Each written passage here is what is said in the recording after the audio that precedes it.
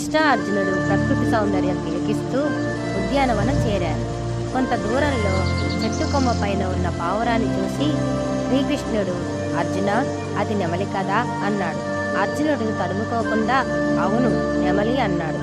కాదు అర్జున, అది నల్లగా కాకిలా ఉంది అని కృష్ణుడు అనడంతో అర్జునుడు అవును అది కాకే అన్నాడు.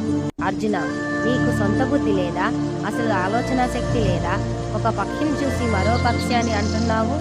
ఇన్ని విద్యలు నేర్చినా నీకు ఆలోచన శక్తి అసలు లేదు అన్నాడు శ్రీకృష్ణుడు.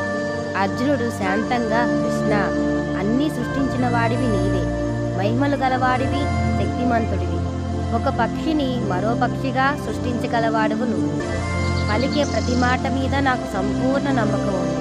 అందుకే ఏది చెప్పినా నమ్ముతాను. నువ్వు నా జగద్గురువి అన్నాడు అర్జునుడు.